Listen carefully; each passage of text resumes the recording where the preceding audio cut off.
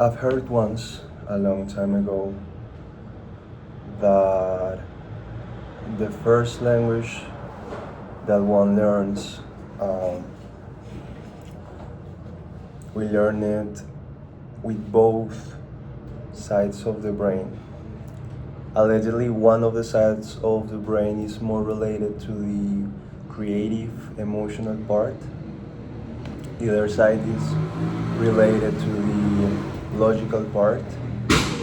Um, Supposedly, we learn a second language with that logical part. What would that mean? I'm not sure, but I always thought that it meant that I would get more emotionally involved when I thought in my mother tongue than when I do it in English. Um, but I've had calls, very bad calls, work calls with people from the US who have been very, very rude, distasteful, um, mean, racist, many, many things. And I felt anger in the language as well. When I decided to record myself speaking in English, I thought a bit about it.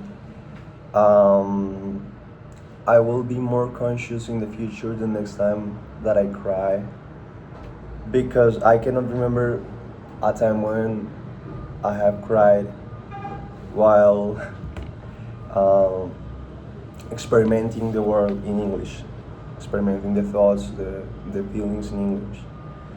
Mm, but I don't have many, many references, for instance, of books that have made me cry. The couple books that have made me cry, I read them in Spanish. Mm. But we'll see. We'll see how true is that. At least for me. Anyway, today I wanted to do this exercise of reading more poems. This time in English. I have this book that I found in the Fiesta Popular del Libro a couple months ago. I didn't quite like the cover. I'm not sure if this is actual fungi or this is part of the design. I don't want to check. It kind of makes sense that this is part of the design. um, but I'm not sure if I'll ever know. But okay, this poet, I understand, is very, very important for the English literature. I have read a couple of poems which I did not understand quite well, because it is not my first language. There are a lot of words that are also very old, I guess. Couple of ways to speak that, even though I searched them, I don't think I have incorporated yet. Still, I believe it is good to read these poems, not understand them, start getting closer to the language and closer to this type of art, right? I also thought about Blake this week, because I have been reading this other book. In this book, some of the characters go to London, to England. They live like that very bohemian life in the 70s, I guess, 60s. They mention a lot William Blake, like those hippies are always reading Blake, among many others, but I think there are two mentions of Blake as one of their favorite poets. I think that might be one of the poets that Mariana Enriquez likes as well. When I've heard her speak about her references, she mentions more another British writer, which is the one who wrote a lot of satanic poems. I forgot the name right now.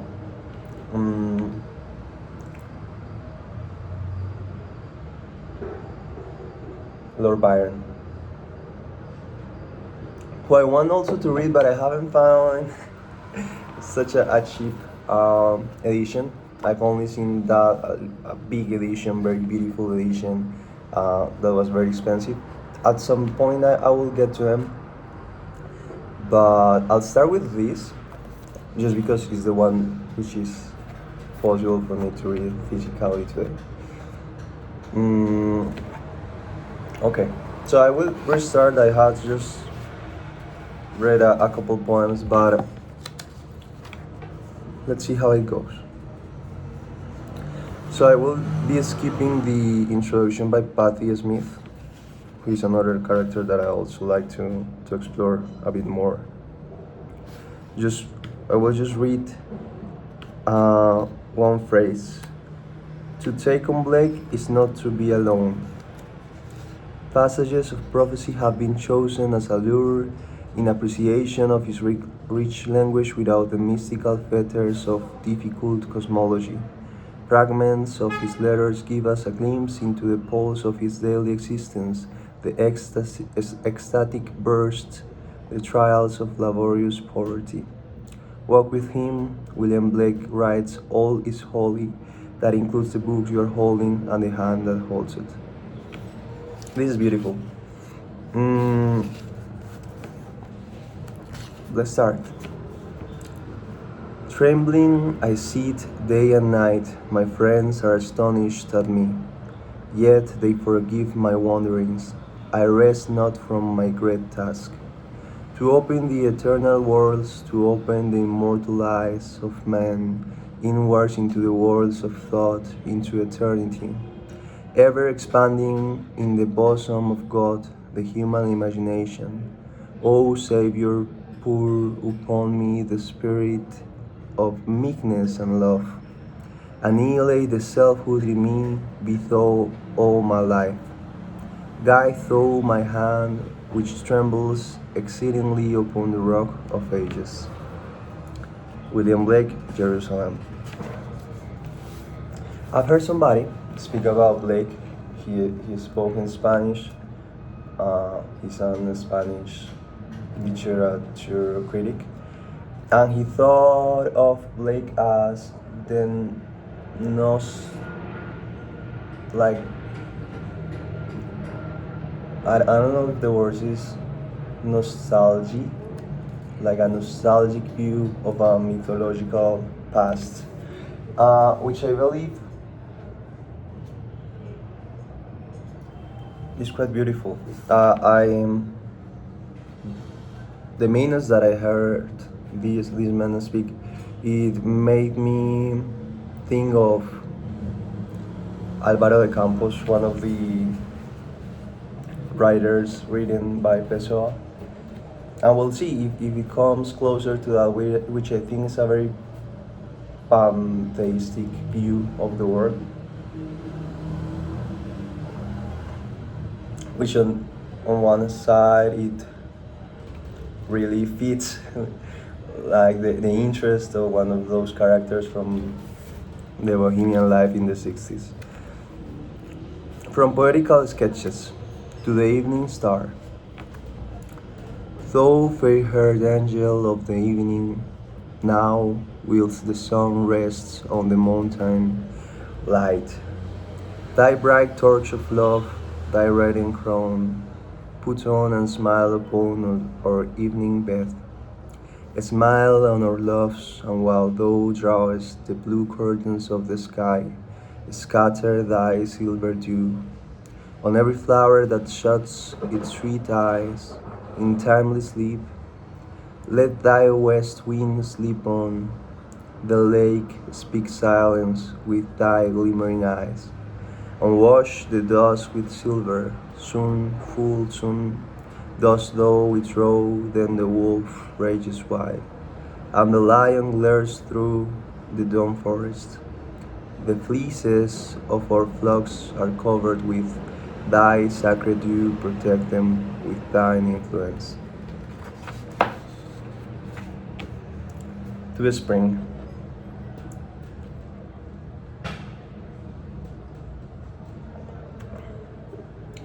O thou with dewy locks who lookest down through the clear window in the morning, turn thine angel eyes upon our western isle, which in full choir hails thy approach, O spring. The hills tell each other, and the distant valleys hear. All our longing eyes are turned up to thy bright pavilions, issue forth, and let thy holy feet visit our climb. Come over the eastern hills, and let our wings kiss thy perfumed garments. Let us taste thy morn and evening breath, scatter thy pearls upon our love-sick land that mourns for thee. O deck her forth with thy fair fingers, pour thy soft kisses on her bosom, and put thy golden crown upon her languished head, whose modest tresses were bound up for thee, whose modest tresses were bound up for thee. To summer. O thou who passest through our valleys in thy strength, curb thy first steeds, allay the heat that flames from their large nostrils, thou, O summer.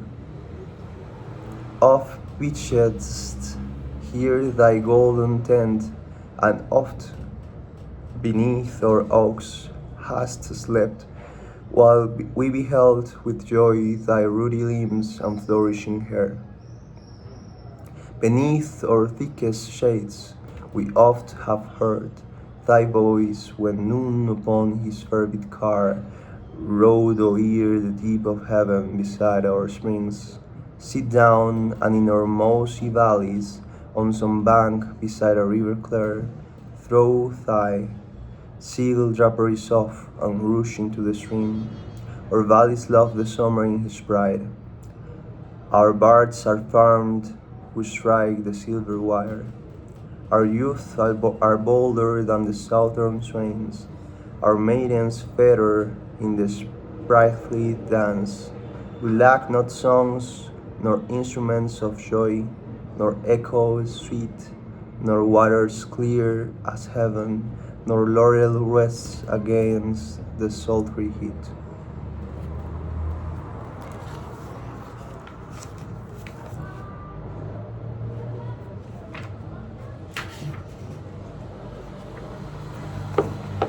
I will read the last two for the two remaining seasons. To autumn. O autumn, laden with fruit and stained with the blood of the grape, pass not but sit beneath my shady roof, there thou mayest rest, and tune thy jolly voice to my fresh pipe, and all the daughters of the year shall dance. Sing now the lusty song of fruits and flowers. The narrow bud opens her beauties to the sun, and love runs in her thrilling veins. Blossoms hang round the brows of mornings, and flourish down the bright cheek of modest Eve, till clustering summer breaks forth into singing, and feathered clouds strew flowers round her head. The spirits of the air live on the smells of fruit enjoyed, with pinions light robes round the gardens, or seeds singing in the trees. The gardens or seeds singing in the trees. Thus sang the jolly autumn as he sat, then rose, girded himself, and o'er the plague. Hills fled from our side, but left his golden load. To winter. to winter. O winter, bar thine adamantine doors, the north is thine, there hast thou built thy dark, deep-founded habitation, shake not thy roofs, nor bend thy pillars with thine iron car. He hears me not, but o'er the yawning deep rides heavy, his storms are unchained, sheathed in ribbed steel, I dare not lift mine eyes, for he hath reared his sceptre o'er the world. Lo, now the dreadful monster whose skin clings to his strong bones strides o'er the groaning rocks. He withers all in silence, and his hand unclothes the earth and freezes up frail life. He takes his seat upon the cliffs, the mariner cries in vain, poor little wretch, that dealst with storms, till heaven smiles, and the monster is driven yelling to his caves beneath Mount Hecla.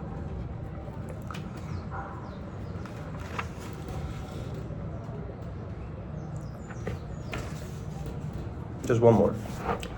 To morning, O Holy Virgin, clad in purest white, unlock heaven's golden gates and issue forth. Awake the dawn that sleeps in heaven, let light rise from the chambers of the east, and bring the honeyed dew that cometh on waking day. O radiant morning, salute the sun, rose like a huntsman to the chase, and with thy busked feet appear upon our hills.